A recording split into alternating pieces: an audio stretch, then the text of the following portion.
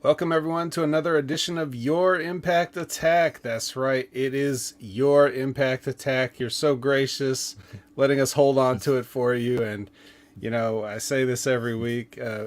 You're really too kind. You don't have to. You can have your Impact Attack, but we'll host it for another week. And by we, of course, I mean well, what Ray asked me to do this. He wanted me to introduce myself, so that he can edit in all the stuff. You know how Ray likes to do. He likes to feel extra helpful. Which is already very helpful, but he just loves having fun inserting things like my theme song, which would probably go right about here for me, Jamie Williams, the vet. Pause for insert. And then we've also got, every week I'm joined by my illustrious co-host Brandon, and this is where he puts in the Russell House music and slows it down. And so, Brandon, if you want to say something in slow motion, that'll fit his post production work. Let's get campaigning for Wrestle House 3. All right, and this has been your Impact Attack. We will see you next week for another brand new episode. We're not doing this anymore. We're not doing this. All right, so let's take a look and see who's with us right now. We've got Jerome, we've got Javi, we've got Lizbeth. Javi says, "Does anyone here actually watch Impact?" That's a good question. Liz says, "I do kinda. I put on Thursday night, watch matches that catch my attention. Otherwise, I'm multitasking while watching." That's really the only way to do it, Liz. You don't want to be paying 100% of this. Buckshot Kid's still here after 10 and a half hours later. We had the reservation up early on YouTube so that people could congregate and talk, and Buckshot Kid was the first one in. And he was saying hello, Brandon and Vet. I don't see that comment here at this point in the chat, but I know it was there earlier. I did see it, so I can confirm it. So we've got a house of regulars right now, and even though it's their Impact Attack, we're gonna have to drive this train a little bit. So anything been going on in the news this week, or anything in general? Anything with yourself, Brandon? What's a little small talk up front? We don't pre-plan this bullshit. This is all called in the ring. So putting them on the spot. What's going on? Hey, it's the only way to do it. Call it on the fly, baby. Man, nothing really big in the wrestling world's been happening. I mean, of course, the White Rabbit teases, which are very likely to be Bray Wyatt. Mm-hmm. Which, if Triple H just kind of stands back and lets him do his own thing, could actually be done his way. We could see something very special, or we could see something worse. Very true. I mean, it doesn't get much worse than the Fiend, but I mean, the people were with it. See, that's one of those things where I'm willing to say, like, look, this does nothing for me, but obviously the people are enjoying it. So, I don't take as harsh a stand on things, when they're going well. But could have done better, and I think that's what we were hearing a lot. The rumors, whatever you can believe, is that he had different ideas for what they wanted to do with the character. So yeah. Oh, Lawrence Weaver jumping in. Yeah, we this is the new time slot until further notice, Lawrence. So, if you want to jump in, while you got Monday Night Football on. I did see, I don't know how long they've been doing this. Probably just this season, as far as I know. But I did notice that they've got on ESPN2, they got Monday Night Football with the Manning brothers doing, like, commentary, like, on the whole game. So, that's a little bit interesting. I'm going to watch that. Right now, my 49ers are... kind of trying to put a beating on the defending Super Bowl champions. So we'll see if they can get the job done. But yeah, slow wrestling news week. Nobody died in AEW. Surprisingly, like, how? I don't know, man. we got Like no, how did Julia Hart not get brain damage from that missing that table completely almost? And her head yeah, her head barely missed that guardrail. sure did.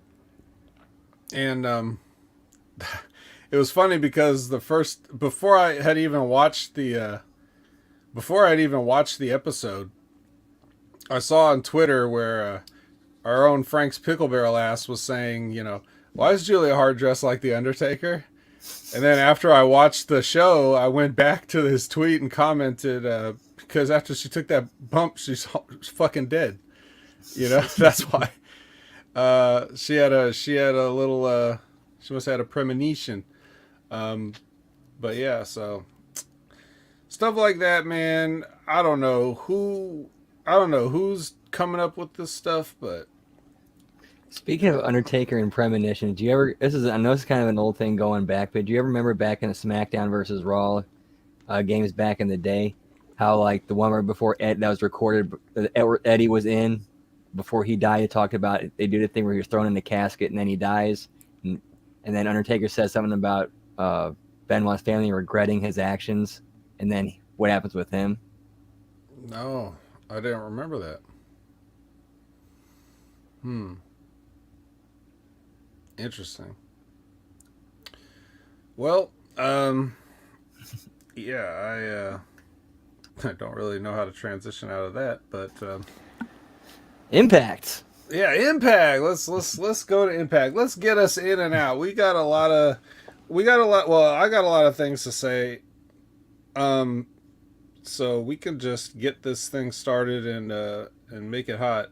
Uh, it's going to be a lot of complaining and a lot of constructive criticism.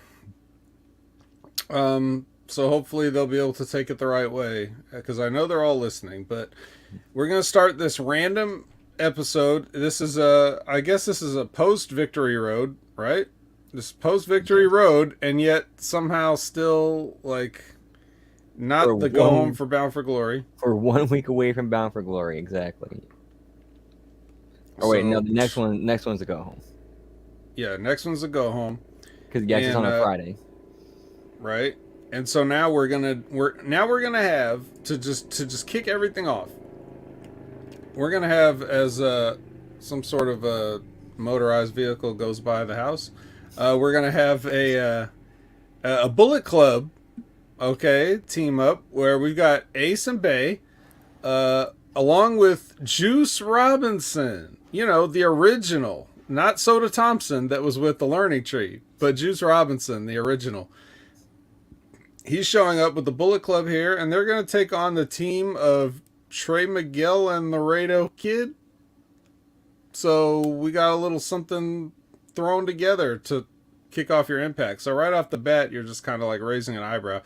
Laredo Kid has a new, like, ornate cape with big, pointy shoulder pad things, and he looks like a somebody now. And Trey Miguel, in contrast, has just cut off the bottom half of his shirt. And cut off the first half and bottom half of his entrance. Yeah, like we don't need to do this in a tag team match, which is fine. If you want to have like a singles entrance and a doubles entrance, okay, I'm fine with that. Switch it up. But speaking of that, like most of what I noticed about the beginning part of this match, because they're just at first they're just kind of doing stuff, and I'm just kind of like, eh.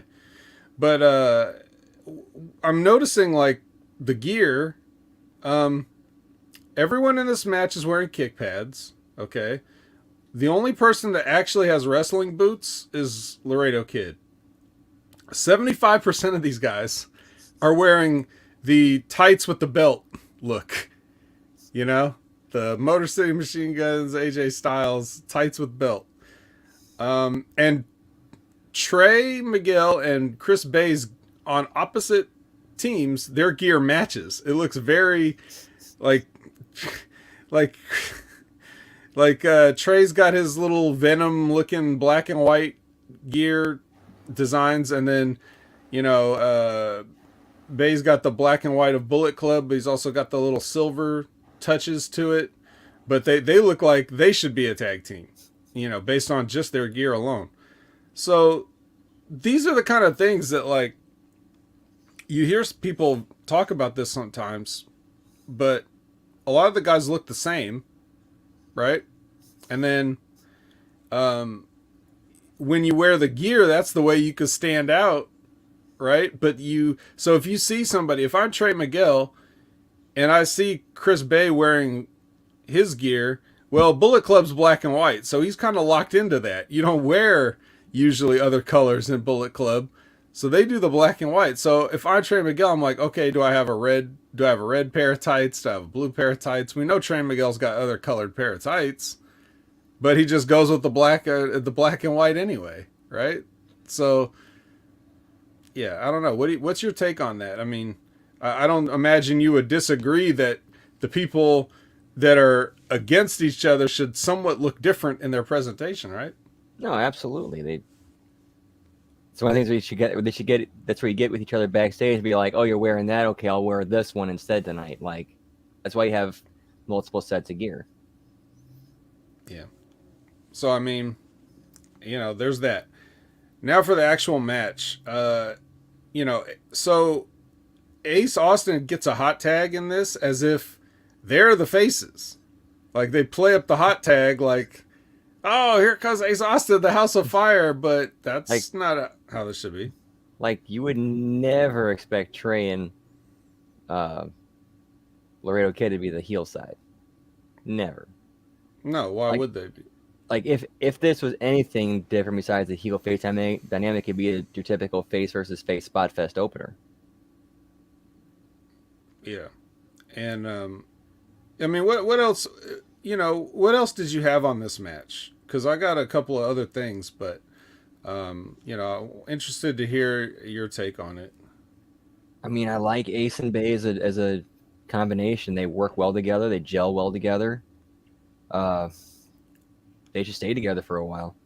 And this seemed there's nothing more than just like a get over match for them. Okay. Yeah. So Laredo Kid does a spot where he's on top of the turnbuckle and then he gets pushed off onto the apron. So he takes a flipping bump onto the apron. This is not like a highlighted move. This is just sort of like he's getting shoved off the top, like off to the side here. Like, don't worry about that. This is a nothing. Like, essentially the bump itself is nothing in the match, other than this is the reason why he's not around for the finish.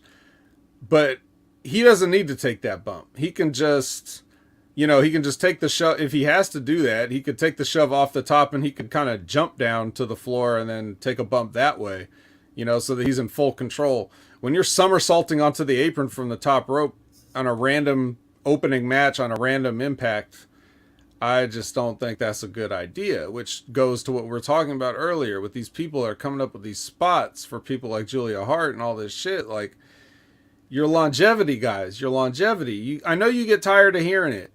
I'm not telling you don't ever take a somersault onto the apron. I'm just telling you, if you're going to do it, let it be in a match where you're at least the focus of the match, where someone's going to, if the small chance that they're going to remember it, but at least let them remember it. No one will remember this. I'm bringing this up to criticize you for it, and I won't remember it tomorrow. I'll have already forgotten and I'll never think about it again. But while I'm thinking about it, I do want to remind you to be safe and protect yourselves on things that the people don't care about. Even the people in the house, like, okay, maybe somebody's going to see that and be like, oh, look what happened to Kid. But, I mean, they'll forget about it too. So save that for when it's like a singles match that's important, or at least just highlighting, you or that you're involved in. The simple solution for that is, like, you needed to get him out of the way, just like you said, shove off, and then once he lands, grab an ankle, grab a knee, sell it like you tweaked it. You're out, finish, go home. Right. And Lawrence Weaver says, or just do it right. No, he did it right. I'm just saying it. even when you do it right, this takes time off of your career. So you need to do these as few and sparingly as possible. Because, yeah, he did it right, but what if he didn't? And so on and so forth. That's the whole deal. So now Trey Miguel gets so he takes the fold, right? And then he gets double pinned. Like both guys pin Trey Miguel and the referee just counts it. Like, I'm sorry, what planet am I on here? Like, Right, why wouldn't that count as breaking up a pin? If Laredo Kid slid in there and touched it, it would have counted as a broken up pin. So why, when both guys are sitting on top of a guy, is the referee not like, hey, why don't you get out of here? They just do this shit in Impact sometimes, and I don't get it. Right, like it makes sense when it's the other way around, and one guy's pinning the entire other team because they're out and no threat. Yeah. Okay, and then Juice Robinson was out there with the heel team, did not interfere. No use of Juice Robinson, just standing out there. It's like, hi, I'm Juice, and I'm in the Bullet Club now. Look at me. Yep, that's it. Rock hard, Juice Robinson. So this is a lot of things wrong in one short seg, from costuming to, match psychology to safety to rules, following rules. There's a lot of things that you can go to on the videotape with these guys the next day and point out to them and make their visit to the tape study room a long one, basically, is what I'm saying. And that's how we kick off our episode of Impact here. Anything else I forgot that you wanted to talk about this match? No, I think that about covers it. A lot to pick apart there and go over and learn from. Yeah. Let's hope so. Now here we have a solid veteran of Frankie Kazarian with Gia, no music underneath. He cuts a wrestling promo. It's good, but it's still just a wrestling promo. So, yep. I think we also had one with Gia and Gujar before that. I saw. I skipped. I scrolled too far on my notes. Thank you. All right. Well, let's talk about Kaz first, since I just talked about it. Like I said, it's good, but it's a wrestling promo. Anything else? That about covers it. All right. So before that, after the first match, we get a recap of that horrific ladder match, where Gujar is with Gia, no music underneath, and a busted face. So now we get to see the results of what we were talking about last week, where Brian Myers, the most professional wrestler, who has completely lost that title. Yeah. So anyway, Gujar's, even with his busted face, says next week he's going to enter the Call Your Shot Gauntlet, which is at Bound for Glory, I guess.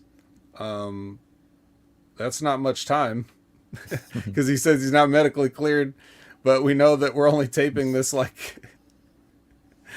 we know we're only taping this 1 week away, so he doesn't look like he should be medically cleared for that gauntlet either, unless he's going to get a quick small package and get out. Yeah. I don't know. So yeah, are you excited to see Gujar and his injured, clearly still injured face involved in a gauntlet match?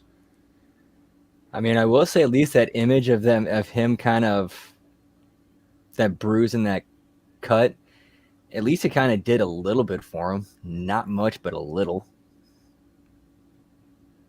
Okay. Yeah, I mean, I feel for the kid. There's something there. Yeah. I just don't think it's good when you get a ladder dropped on your face. So They should have him keep going after Brian Myers for that. Yeah, why would he let that go? Exactly. Well, but that's the thing. Like, that happens in the middle of a match, that he loses clean. Even for Brian Myers, like, I guess it's not totally clean, but there's no rules. Like, he taped his leg to the ladder, whatever. But I mean, you've lost. You have nobody to blame but yourself. If you wanted to get back at him for dropping a ladder in your mouth, then you had the rest of the match to do it, and you didn't. So now you don't really have a right to. You know, now you're just doing another backstage assault like every other fucking wrestler that's out there, like on every show. So I don't know. It's a bad position to put him in.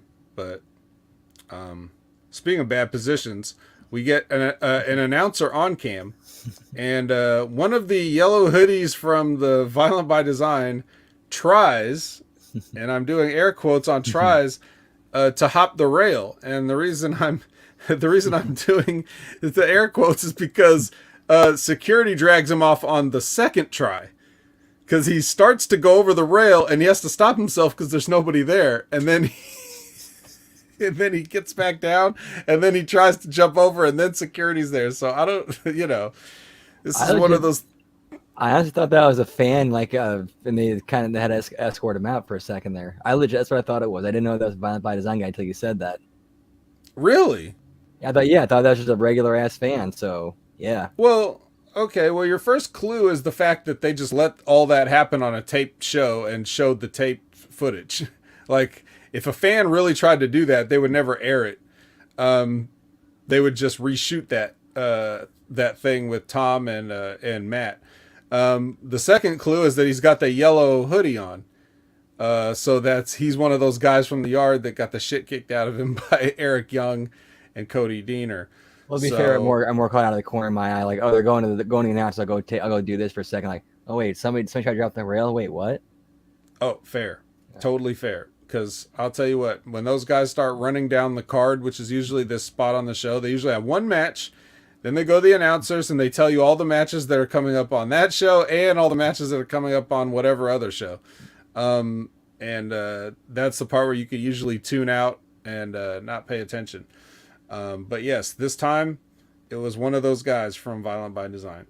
And it was just funny because no one grabbed him when he first went over the rail, so he had to get back down. Yeah, I just heard the commotion and look over, see somebody getting hauled off, and the announcers are kind of like, huh? Yeah, dude, if that was a shoot, they never would have showed that. They don't put fans over like that. So I don't know. These days, you don't know. I mean, they could, but I don't think that's gonna get them an extra viewer. So Masha and Allie are on the night vision cam. They're both locked up for their Monsters Ball match, and we see them, doing whatever they do in there, pacing around, whatever. I'm gonna have a lot to say about that later. And then we get a random Digital Media Championship title match with Crazy Steve versus Brian Myers. Now, if Crazy Steve did something to earn this, then it must have been on BTI or one of these shows I don't watch. So I regret to be that uninformed for you guys. This is your Impact Attack after all. I wouldn't want to, shortchange you guys, but I don't know why Crazy Steve is in this match. Do you? I do not, but it would actually make sense for it to happen on BTI, considering it is the Digital Media Championship. Yeah, so digital, right? Yeah, and then I'm not fucking Brian Myers. I ain't watching this shit, bro. Roster cut with his no arms having ass. Like, get out of here. But he does a post-match promo open challenge. Like, he's saying for Bound for Glory, I'm gonna do an open challenge or whatever. It's like, yeah, why would a weasel heel do this?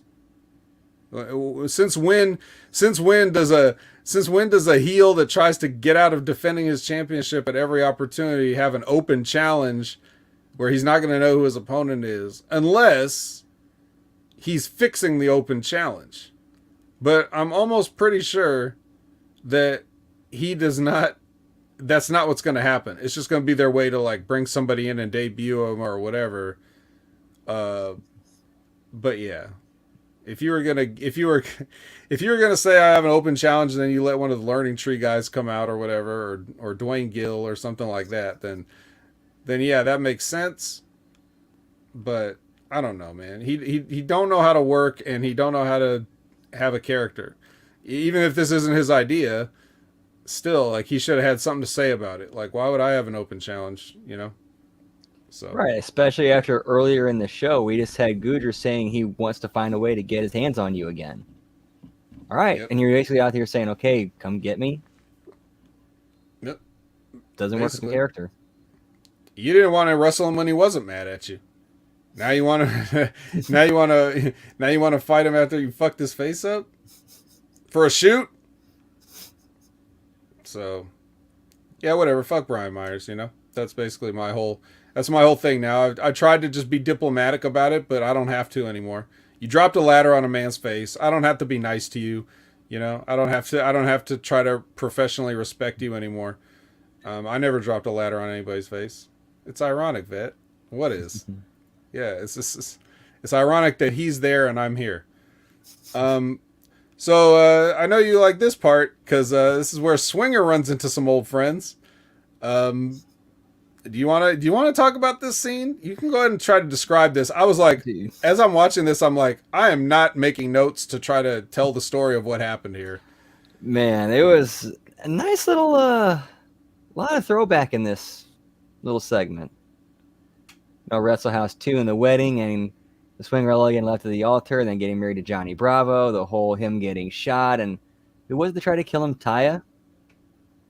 That I don't know. So I remember that ended with Tommy Dreamer hauling her off to the big prison up north. Because that was her, Okay. he says them writing her out because she got signed to the E. Uh-huh. Huh. I don't know. I think that was on Wrestle House 1, right? Yes. Yeah, the Wrestle House one, and because that was supposed to end with the wedding of Rosemary and Johnny Bravo, and that ended with him getting shot, and then they tried to figure out who it was who shot him. Yeah. That was before I was watching Impact. That was in that brief period where I wasn't doing the Impact Attack, and I also did not have a channel that could watch Impact. So I didn't bother. So yeah. So they're bringing up a lot of they're making a lot of references to stuff that has happened in the past. Well, my favorite line on this whole thing was when that the fat chick that used to be the broke ass Kimberly that used to be one of the swingers. What were they called? I don't even remember anymore. Swingerellas? Swingerellas. Yeah, she was like, didn't you watch Wrestle House 2? And Zicky's like, I don't think anyone did. And I was like, see, Zicky, that's why you're my favorite. You know? I knew, like, as soon as you said that, I knew Beth's going to pop for that line. Yep, damn right. And the other thing that I noticed about this, like the main thing, is that, okay, so when it starts out, I'm looking at the room and I'm like, hey, this looks like a normal room. Like, maybe the campaign finally came through and they finally did it. It's a new set of tapings. Maybe they turned off the lights after all. And then in mid-segment, at some point, the wall gets a splash of like yellow and pink lights on it.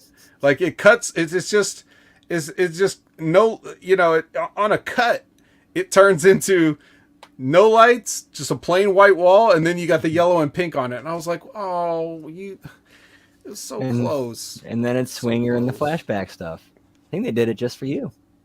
You sons of bitches. Don't do it for me. We're getting there though. We're getting there because it was toned way down in this, like way down.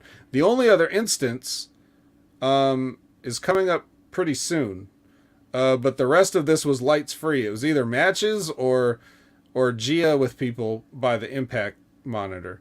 So we didn't have a lot of opportunities for lights, and you know, maybe they can just phase them out altogether if they just don't film in places where you would normally put them. This was my screw up. I apologize. I should have looked this up. It was actually Larry D who shot Johnny Bravo at the behest of Taya. Oh, okay. Well, thanks for clearing that up because I think everybody was they were probably furious over there, listening.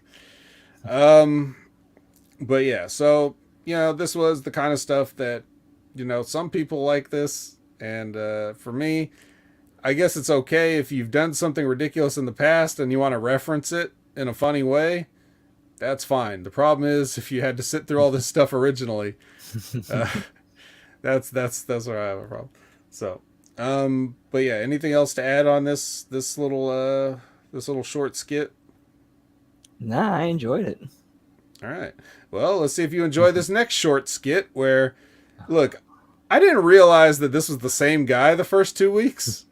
Like I didn't notice the guy. Or maybe I just chalked it up to like, look, they only have a certain group of actors that they can use to shoot these vignettes, so it's the same people playing different roles. But apparently, they're trying to tell an ongoing story with this one guy, where it's like his dad dies or whatever, and then his wife is pregnant with some other guy's kid, and now they're at the what do you call this? Will reading. Yeah, the will reading.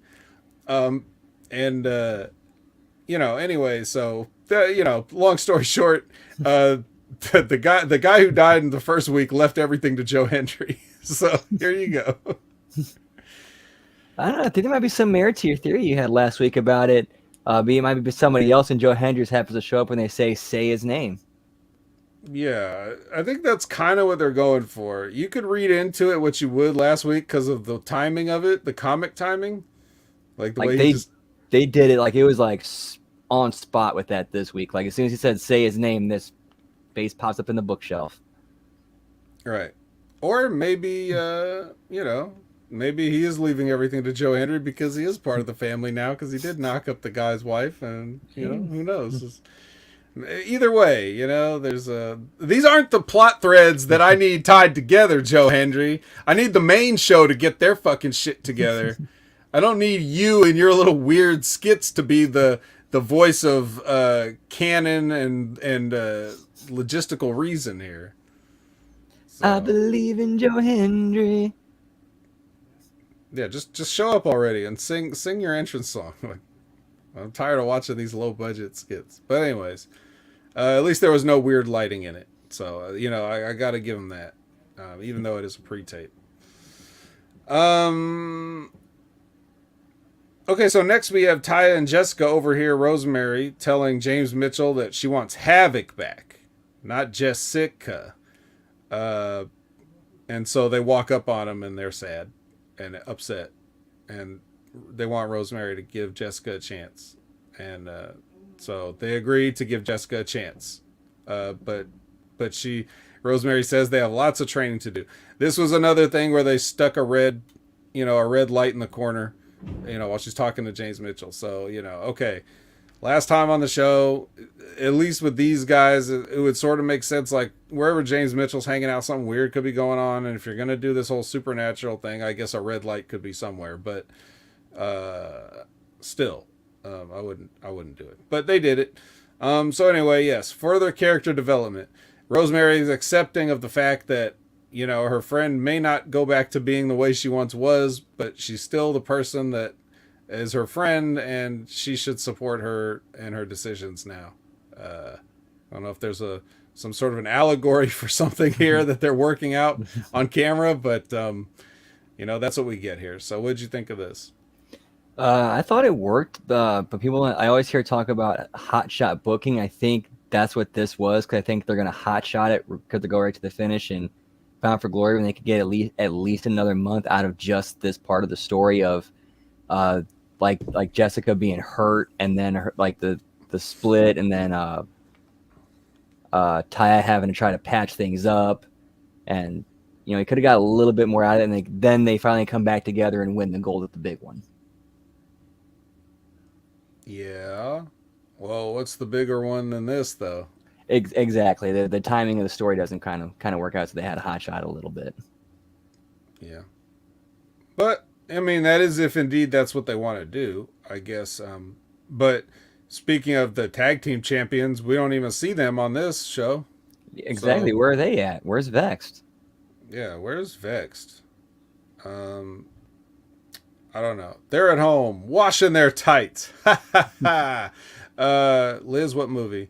All right, so yeah, the next match is Delirious versus Black Taurus, and Taurus goes over. I didn't really have any notes on this. This is it's a match, I guess. So, A Delirious match. He does a lot of gibberish. They do some moves, and someone goes over. yep, and you do 10 sliding leg drops in a row. Yeah. All right. No, Next is now you mention that, I think it was Matthews that had something on commentary, or I forgot which one. Said something effective. The magic numbers in wrestling are always 3 and 10. right. So Bobby Fish with Gia, no music underneath. He said he's also going for the Call Your Shot gauntlet. So it's in his hometown. The stars align. He cuts that promo. All right, Bobby Fish is in the Call Your Shot gauntlet. I don't have anything else. Do you? I'm sure he appeals to some people. I just find him boring. My first time seeing him, he's just boring to me. I'm sorry. But his name is Bobby Fish, though. Bobby Fish. No, nothing. Okay. He has an old timey curly mustache. Like he looks like he's gonna tie some woman to a train track. Now, if he did like the old school shooter, gimmick, all right, we got something here. Yep. Well, he is. That's his. Instead of doing those round barbells that say 100 on each side, he's just a wrestler who kicks people. As Lawrence and Liz both chime in with the answer to my movie quote. She was folding laundry. She was washing her tights. All right. Yeah.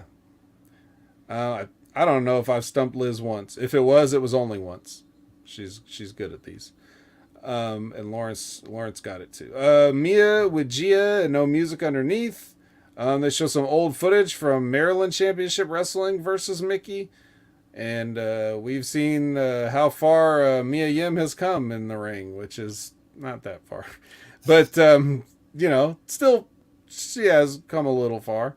And they're basically saying, and then, because Gia asked her, is she going to be the one to end Mickey James' career? And then she starts to give an answer. And then Giselle comes in and she's like,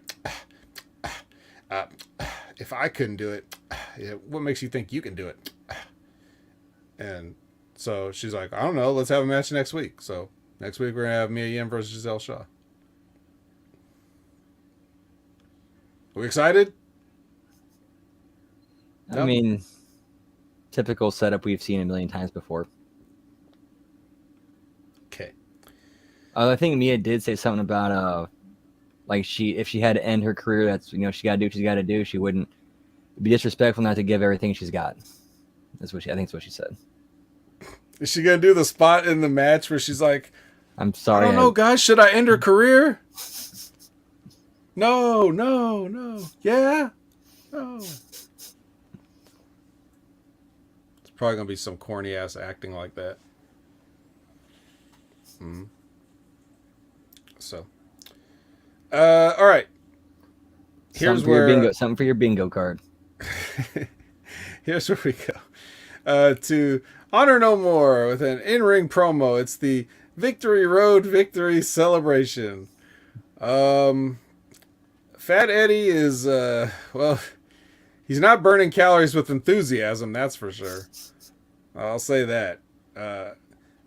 He says, he basically tells PCO, fuck you, go wear a bag.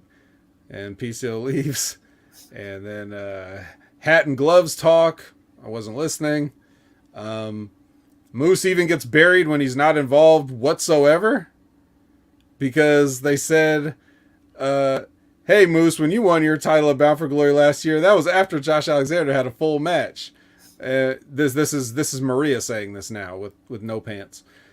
She's saying, You beat him after you snuck in and stole the match after he had already had a match, and Eddie pinned Josh clean, like, oh, okay, thanks for throwing Moose under the bus, like he's not even here, he has nothing to do with this whatsoever.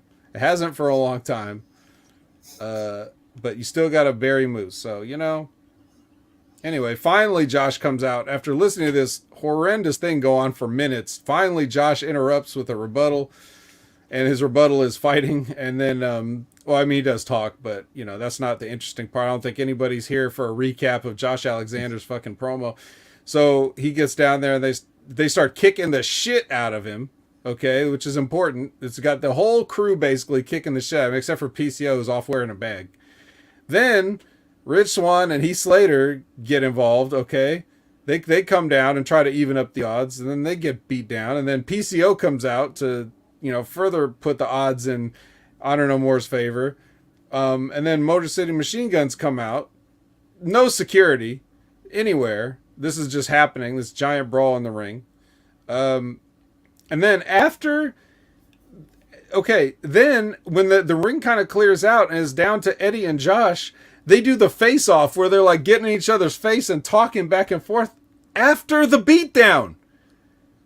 All of you guys kick the shit out of Josh Alexander, and he gets the leader alone, and he does the jaw-jacking like, hey, man, you and me, man, blah, blah, blah. No! Fuck that. We're going right now. I'm going to kill you. You guys just kicked the shit out of me. And apparently I'm still standing, so it didn't mean nothing. But since I am standing, let me knock you down. I don't know who the hell came up with this bullshit. I mean, okay. I mean... What? How much plainer do I have to make this stuff? Like, it's like they're finding new ways to disrespect the traditions and the history and the logic and the kayfabe and everything about everything that's ever been done in a wrestling ring. They find new and innovative ways to just shit on it. And I don't know why that's their goal, because nobody's fucking watching your show, guys. I'm sorry. Like, you got probably like 65% of the audience right here doing this podcast right now. Okay?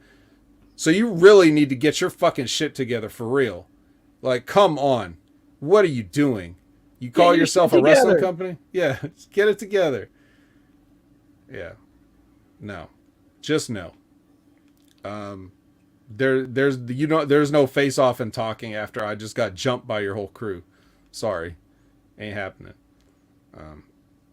So again, going back to this, I mean, you can't pull these guys.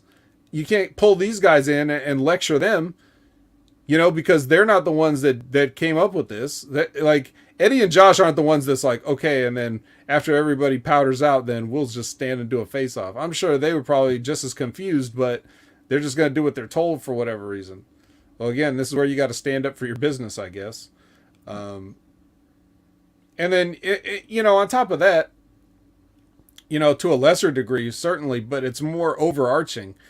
You got the guy, Eddie is in the main event of the biggest pay-per-view of the year for this company, and he's still trying to carry off this gimmick about how the politics are keeping him down, and it just doesn't make sense. Like, you're in the main event for the championship, and you're still out here talking about all these guys are going to screw you over, man. Like, that's all they do is they screw us over. What are you talking about? You're in the main event. You couldn't get any higher than this. And you're not going to get any higher than this. Because let's face it, no other company's going to want you. But that's beside the point. That's a shoot thing. Another shoot thing is I don't hold this against Eddie. The only thing I hold against Eddie is his body mass index. But like the stuff that's he's doing with the character and the promos, that's all the fault of whoever's coming up with this other bullshit. And probably the same people as telling him that he should stand face to face and jaw jack with the guy that he just kicked the shit out of 5 seconds ago. I don't blame Eddie for that, but this is where we are. This is your main event angle right now. And it's not in the main event. It's in the middle of the show. And it's stupid. And everything you're doing is wrong. And I hate it. And I don't know anybody who likes it. And I don't know anybody who's watching it to like it. And I don't know anybody who is defend this if they were watching it to like it. So, all right, rant over. Anything to add? Yeah, Eddie's basically become the gimmick of right now, or at least what he's doing is old man yells at cloud. Like, what are you pissed about, dude? Fat man yells at cloud. He's not that old, but he's getting there. And share some food with your wife too, Eddie. All right. I think he might have already eaten her. Well, again, I don't watch BTI, so I can't verify. where she may or may not appear. Just when I think that she may have been eaten, she pops up in a match somewhere. So everybody just keep an eye on Lish. You know, I don't think she'd be much of a. If anything, I think he would use her to floss. I don't think he would actually make a meal out of her. So now we have a tag. Oh! This is the best part. All that other bullshit that we just said, right? And then we transition into a normal tag match with rules and structure. Yeah, with Heath and Rich Swann versus PCO and Vinny. What the fuck? What the fuck?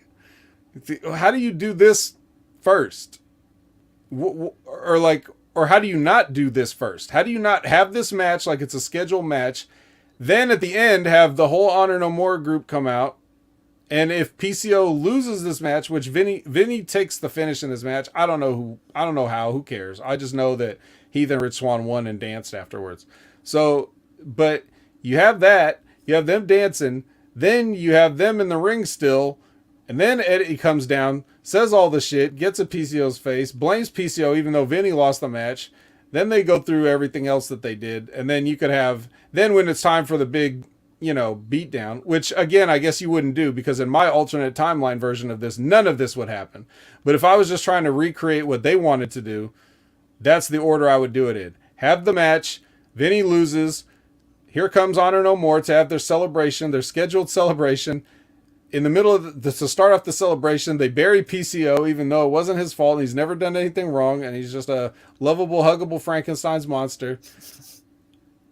Vinny lost the match, bury PCO, tell him to put the bag on his head, take a hike. Then all the stuff happens. Then Rich Swann and Heath come back down when Josh gets beat up, and it'll make sense why they would be ready and watching and still in their gear because they just had a match, and they'd be in the back, like, I don't know, toweling off or whatever. And then they see their friend get jumped and then they come down. Like, that's a good way to do a run in or make a save that makes sense logistically instead of the way they did it. So everything they did was backwards here. My opinion. Anything to add about the match or whatever? No, I think you nailed it. Okay. So here's Moose, the previously buried Moose, with Gia and no music underneath. He is going to enter the Call Your Shot gauntlet too. And then, so Bert is going to enter the interview, and then security is going to enter their brawl immediately. So, again, the response time is very erratic tonight. It's all over the place. You can kick the shit out of Josh. Maybe they knew that if you kick the shit out of Josh Alexander for 4 or 5 minutes, then he'll be fine. Because he'll just be up and he won't even attack the guy that instigated the beatdown.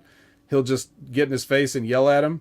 So the security probably was like, he'll be fine. Let's just stay back here in case, Bert and Moose walk into each other and start fighting. That's probably a better use of security. Or don't let Violent by Design jump the rails or anything like that. But, yeah. But at least we got Moose. Yep, and apparently also there was it's out Callahan, and he helps Macklin win the Battle Royal.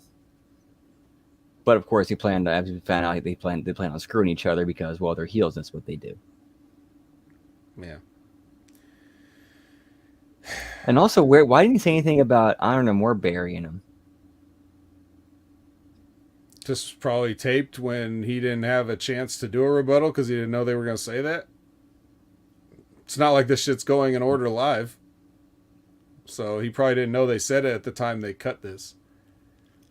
True, but that's also on the producers and the producing and the writing where it's like, okay, this just happened. All right, Moose. All right, we need to let you know this is what, include this in here because this had just happened in the order of the show flow.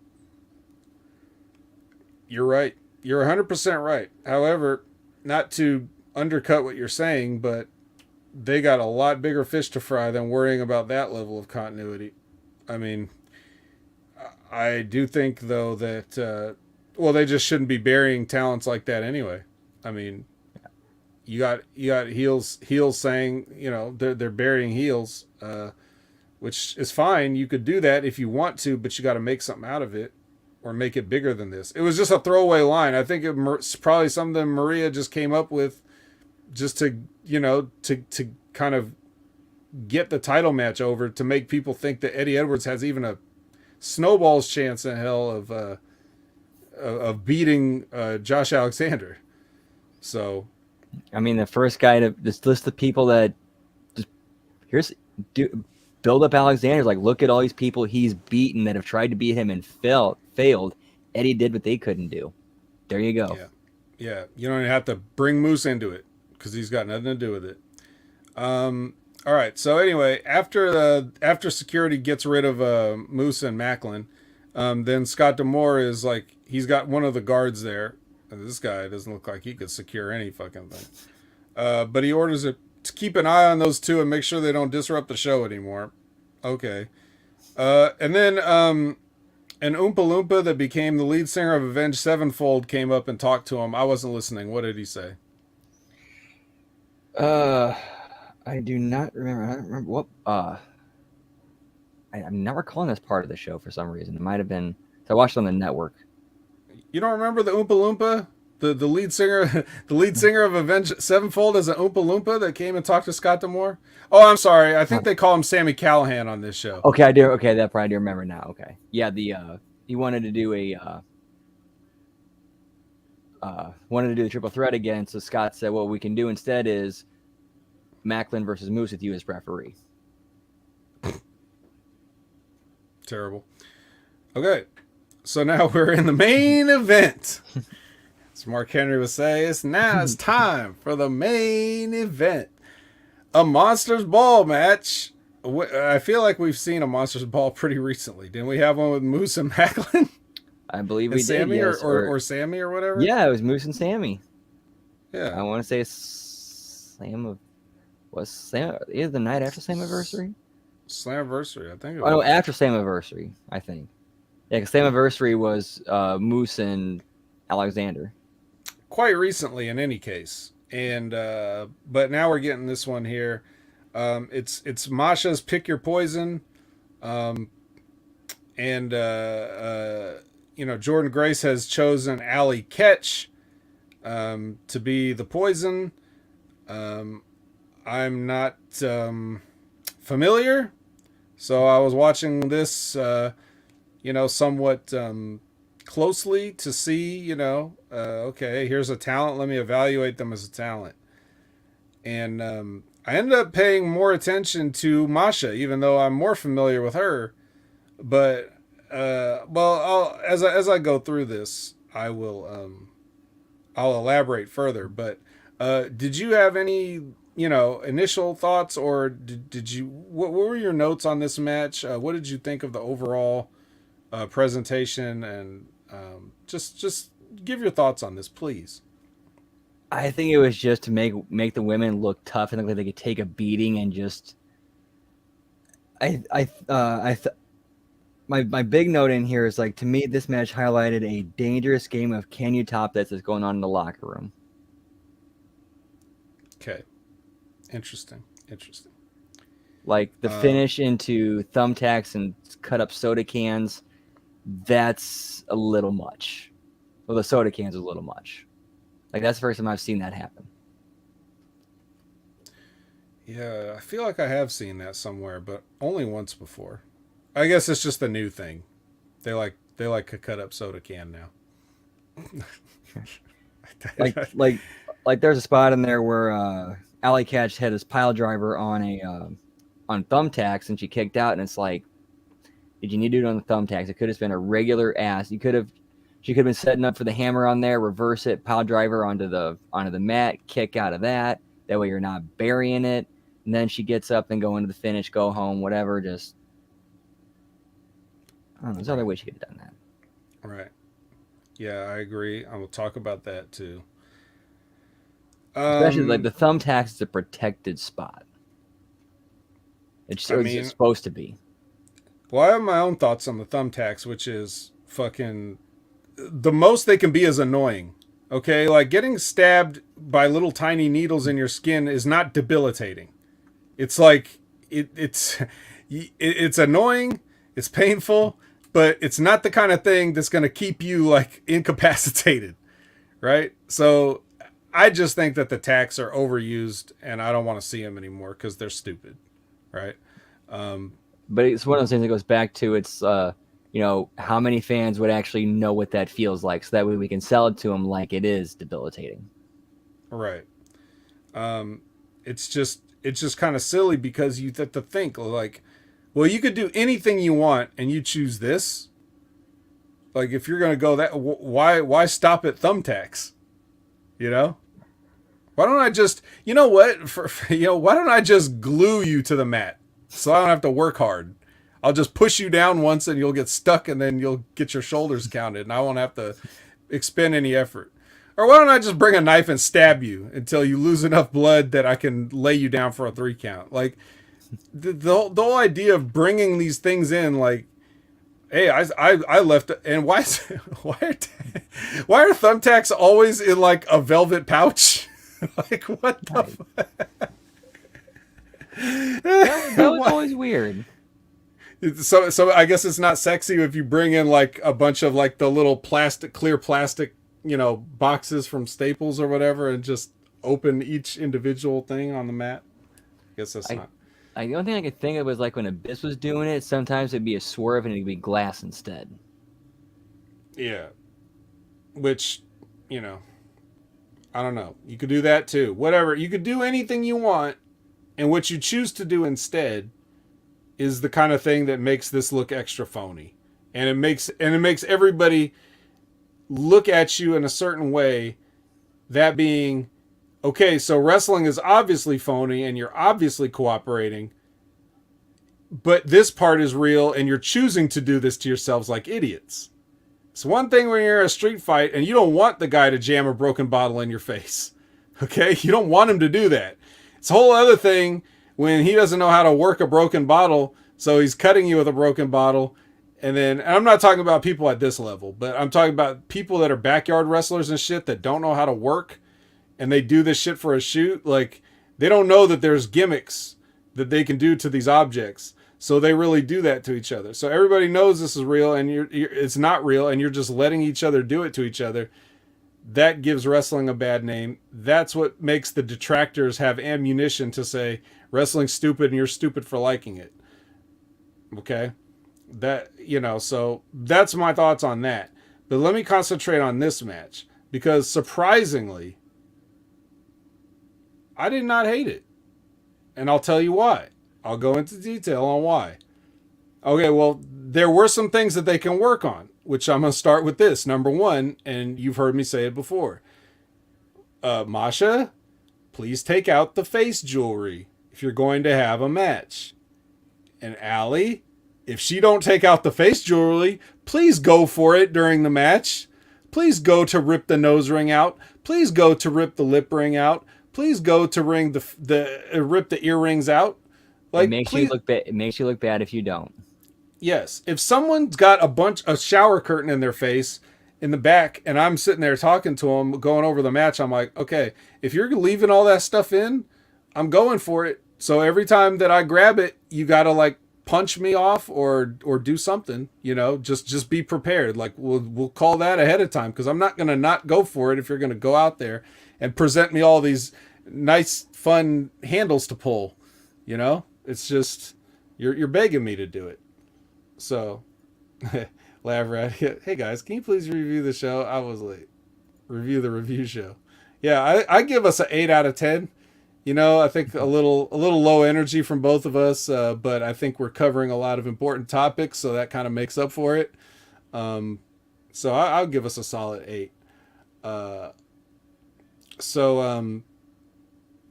Yeah. So anyway, let's start here. So these matches, in general, they are what they are, right? Like, what you're gonna see from these people doing this stuff, but to me, this is measurably better than something from like a Sami Callihan, which is who we've mostly been seeing do this stuff lately. He's like the resident garbage match guy.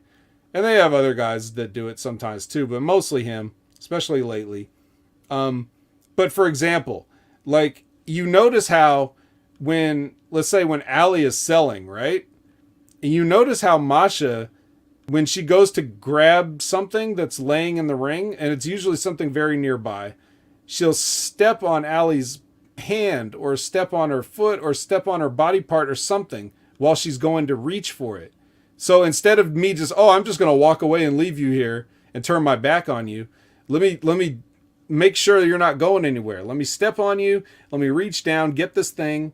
You know, the psychology there of like, I'm not taking my eyes off my opponent. I'm not letting my opponent go. I'm not, you know, I'm not letting up. I'm not giving them a moment to breathe. And then that's a visual that the people can see. When they can see that Allie is in pain and she wants to get away, but Masha's stepping on her hand, that's why she can't do it. Okay. That's something that everyone can immediately understand the situation. If they just happen to look over, they're like, oh, this girl's trying to get away while this other girl's trying to maim her with some crazy object, right? Yep, and that's a foundational thing that goes back to even as far back as chain wrestling. Mm-hmm. Right. Well, a lot of times what you'll see, and I think I even saw, like, when I see this shit, I just roll my eyes and just keep watching. I don't bother making notes. But in one of these matches, I forget which one, but you'll see you see something like when a guy will like shove another guy away from him, and the guy will like, you know, bounce off the ropes and come back into a move or something like that. It's just so counterintuitive to the idea of a grappling art where you'll see this where guys are like, they're trying to sell and someone will come over to get them and they'll like shove them away, you know, like, oh no, don't, no. If you could shove somebody, you could punch somebody. If you could shove somebody, you can kick somebody. Or if you could shove somebody, you can grab somebody. Because guess what? This is still wrestling. And if I'm a wrestler, I want you in my grab range.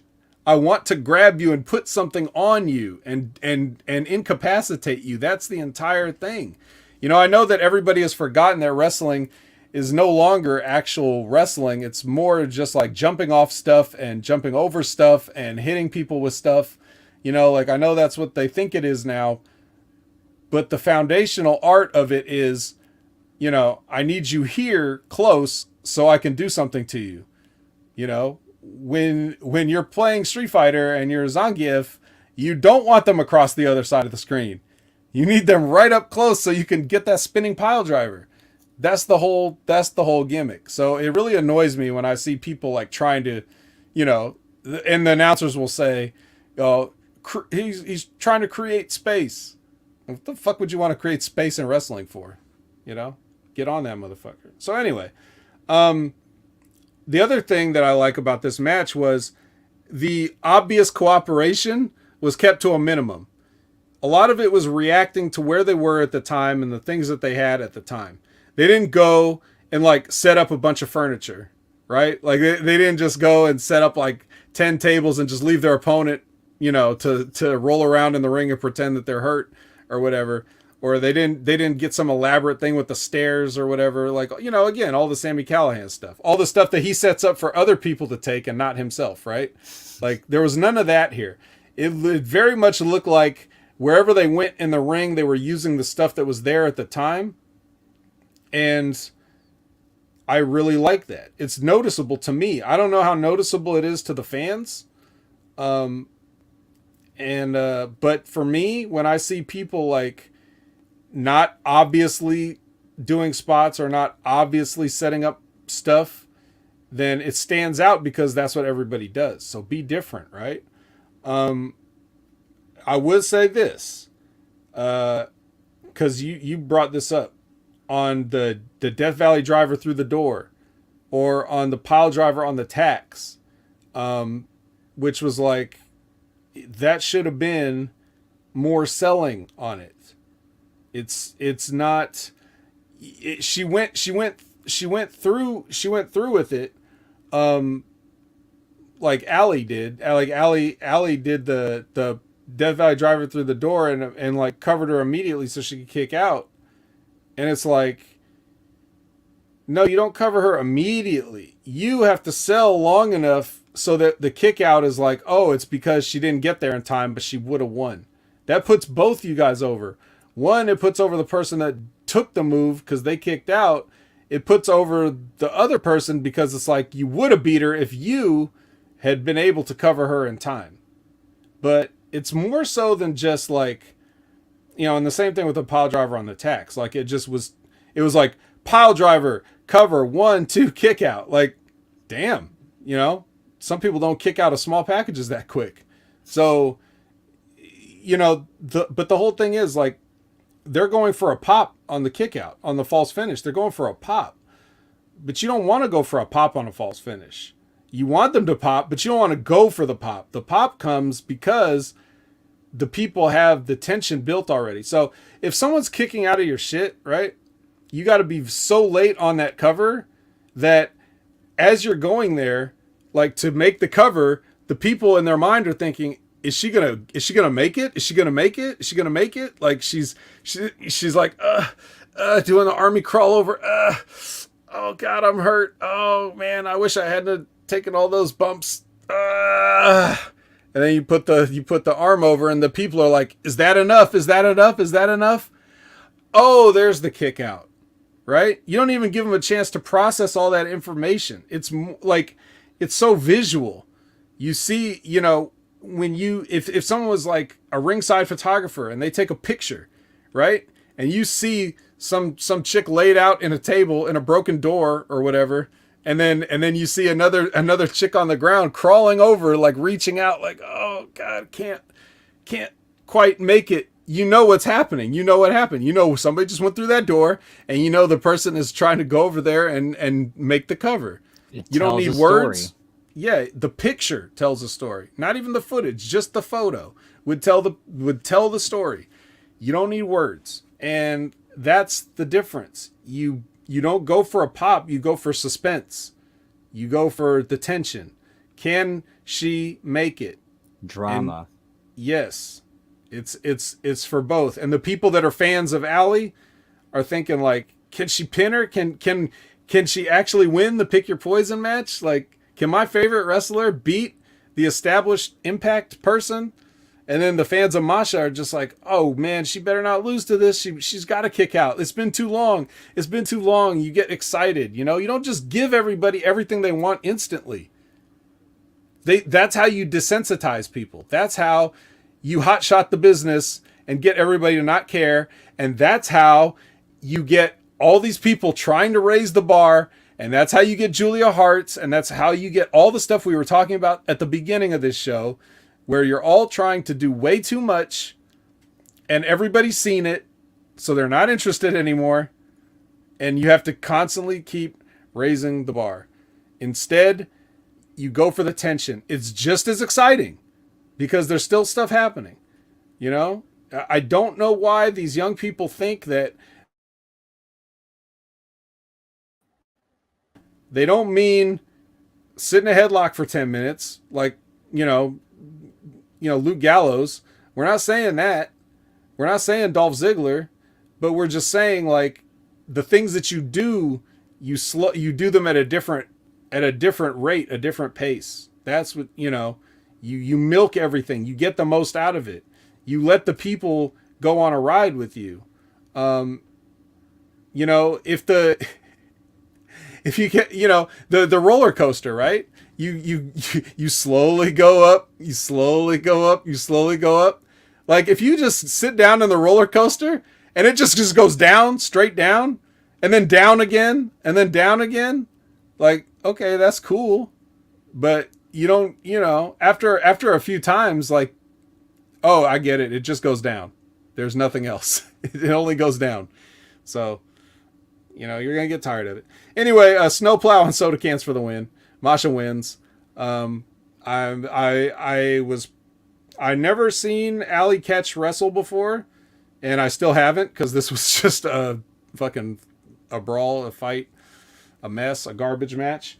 So I'd have to hold off reservations here. I guess she did okay. But Masha, like, really just impressed me overall with her aptitude and her timing on this stuff. Like, she's a lot better than just the squash match wrestler. Usually when you give somebody the squash match gimmick, like a Goldberg, it's because they suck and you don't want to see them do any more than that because they can't. She's showing that no, she's not just limited because she has no skill. She's limited because that's the gimmick, and now she's getting to the part where she can really show what she does. So even in a match like this that I don't like, she was able to do it in a way where mostly, mostly, yeah, they mostly come out at night. I was gonna say Liz, but she already knows what movie that's from, so she knows what movie that Cartman was parodying in South Park. Yeah, so, hats off to the ladies. What more can I say? They closed the show and it was the right move. Again, just reiterating, I'm not a fan of the garbage matches, but I think what they really accomplished here is to show that they don't all have to be the same. You can still work and get general wrestling principles across. The thing about doing the too early covers, that's just indie stuff that no one taught you. You're stuck in that. You came up how you came up, and no one was there to tell you how to get the most out of it. But now knowing that, carry that forward. I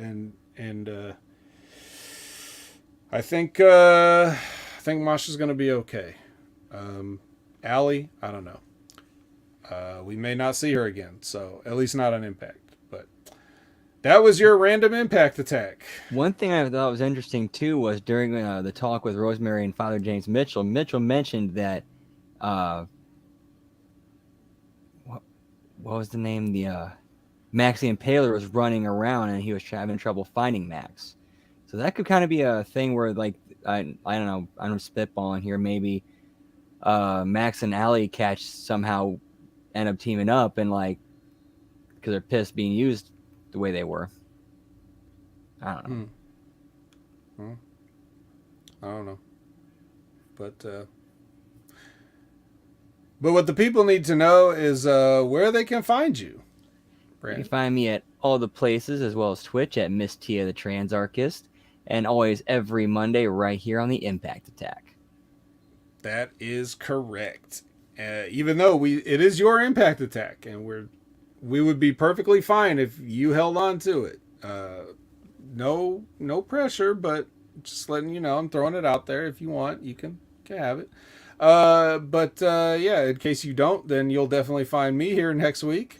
And you can find me every Wednesday morning at the Next Level Wrestling Review with Big Ray Hernandez. That's 8 a.m. Pacific, 11 a.m. Eastern Time. NXT, boy, let me tell you, they may have more budget, but it's not much better. I'll tell you that. They get a lot. They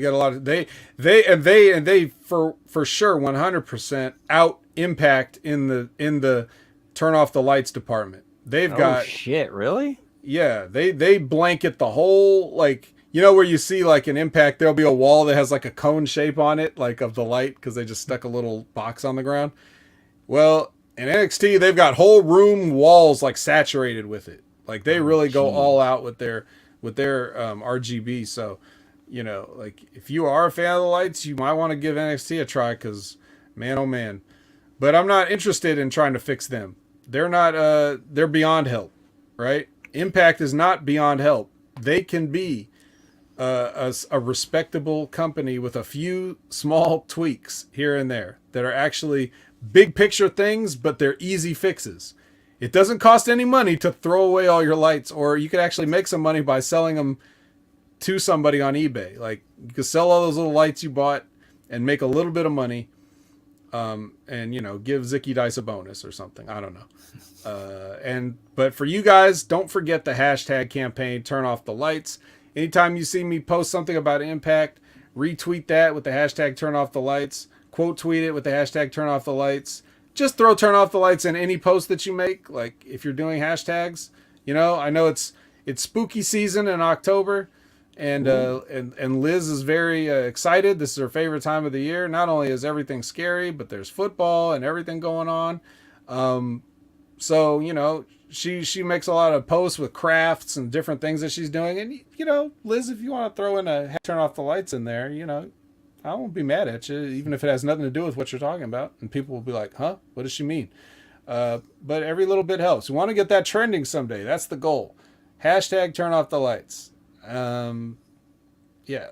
Speaking of spooky month, on Twitch this October, I'll be playing a lot of spooky games. I guess I just finished my playthrough of Resident Evil today, the HD remaster from whatever year that was, 2016 or something. I don't know. It was a while ago, but I played through that. That was a lot of fun.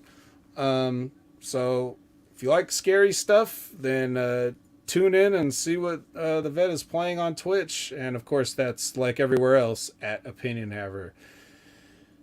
I think that's it. I think that's all I have to get over. Channelattitude.com, of course. You're probably listening to this if you're hearing this and you're not live. If you already know Channel Attitude, but you may be thinking to yourself, hey, it's tough times. I don't know if I'll be able to afford a Channel Attitude subscription. You know, maybe I won't re-up my subscription for next month. But let me tell you, you got bigger problems in your life if you can't afford the 16 cents a day that gets you all this content. This is like one of those sponsor a child things. For just 16 cents a day, you can have countless hours of entertainment from Hameen Media Group, including the Impact Attack, including the Next Level Wrestling Review, including Light the Fuse, including the Smack Attack, including everything else that's included. Yeah, 16 cents a day? Come on. You're spending that. You spend the $5 on a coffee every time you go to one of these Dutch Brothers or Starbucks or one of these other fucking chain stores. You're going to spend that every day, but you can't just spend it one time for us.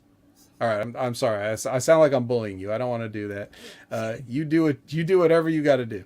And we're just happy, you know, that you're with us and you're part of the team. And this is your Impact Attack. And for Brandon, I'm the vet, and I don't have a sign-off line. Whoop, whoop.